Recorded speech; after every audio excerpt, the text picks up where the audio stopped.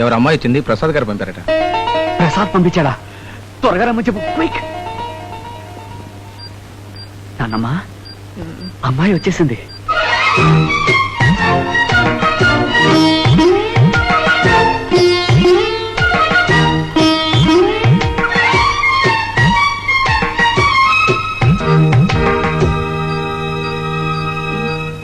నానమ్మా, అమ్మాయి వచ్చింది.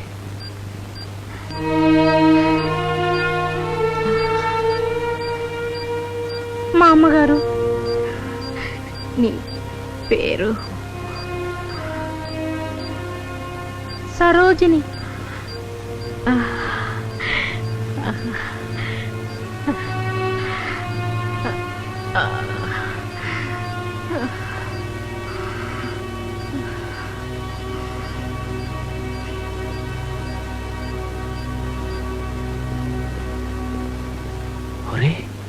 నువ్వు ఏం చేయమంటావురా?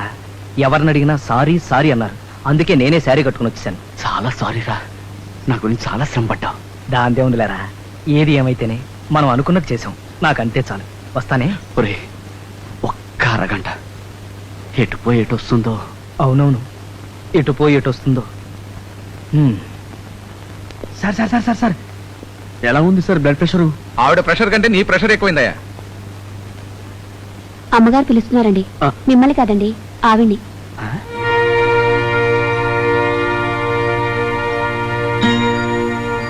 ఏమిటి? ఈ మందు మీరే ఇవ్వాలట. నేనిస్తే వేసుకోవటం లేదు.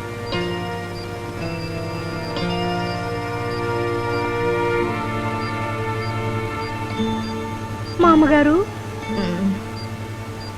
మందు.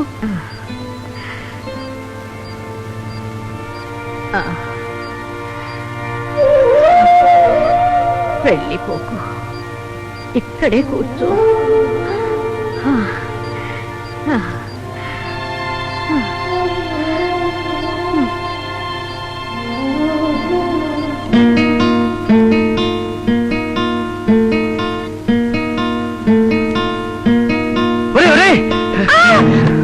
నువ్వా? ఏంట్రా? నీకు గుడ్ న్యూస్. నానమ్మ కండిషన్ బాగుంది. డాక్టర్ గారు ఇప్పుడే టెస్ట్ చేసి వెళ్ళారు.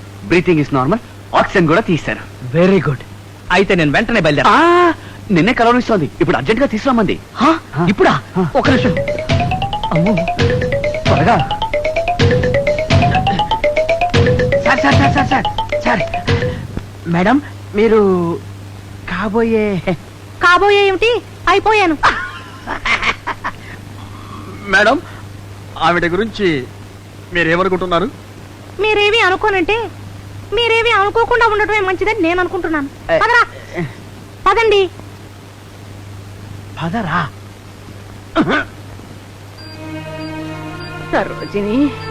ఏమిటి మామగారు? కూర్చో. ఎక్కడికి వెళ్ళిపోయావమ్మా? ఎక్కడికి వెళ్ళలేదు మామగారు, ఇక్కడే ఉన్నాం. నువ్వు వచ్చినప్పటి నుంచి నాకెంతో ప్రశాంతంగా ఉంది. నువ్వు రావడం నా అదృష్టం.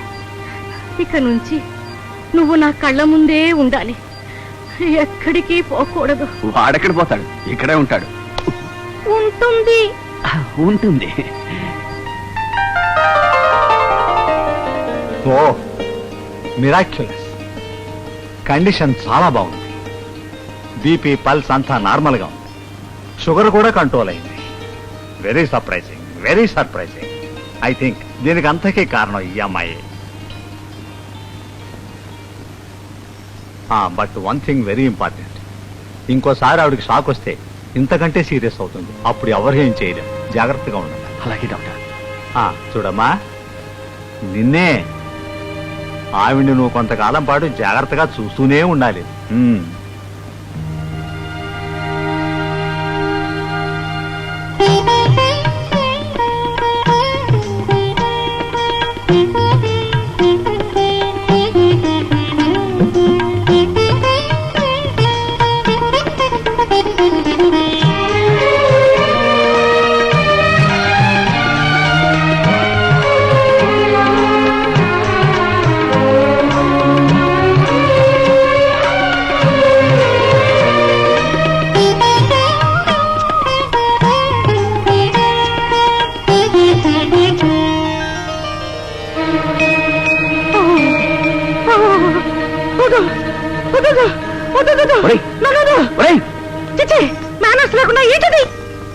ఏమైంది? ఏమైంది? ఏమైందేంట్రా? మీ ముసలావిడ కనపడిన ఆడదానికల్లా నన్ను పరిచయం చేసేస్తుందిరా. నా చుట్టూ ఆడవాళ్ళు. స్విమ్మింగ్ పూల్లో మేము 50 మంది ఆడవాళ్ళం. మా చుట్టూ 40 మంది కుర్రాళ్ళురా. అమ్మో, ఈ వేషంలో ఉక్కిపోతూ చిక్కిపోతూ నేను మాత్రం ఇక్కడ ఉండలేను నాయన. నేను పోతాను. ప్రసాద్, ఎక్కడికి వెళ్తున్నావు? కొంపకి. ఇంకెక్కడ కొంపరా, నువ్వు బాకీ ఉన్న అద్దె కట్టేసి సామానంతా గంపకెత్తి తీసుకొచ్చేసా. నీ రూమ్ ఖాళీ చేసేసా. హై హీల్స్ చెప్పుతో కొడతా. నువ్వెవడరా నా రూమ్ ఖాళీ చేయడానికి? నీ ఫ్రెండ్ ని హెల్ప్ చేద్దామని. నువ్వు ఫ్రెండ్ కాదురా, పుండువి, ఎనిమివి, విలన్వి. చిచ్చి, ఇదేమిటి హెల్ప్ చేస్తుంటే అర్థం చేసుకోడే. ఒరే ఒరే, ఒరే.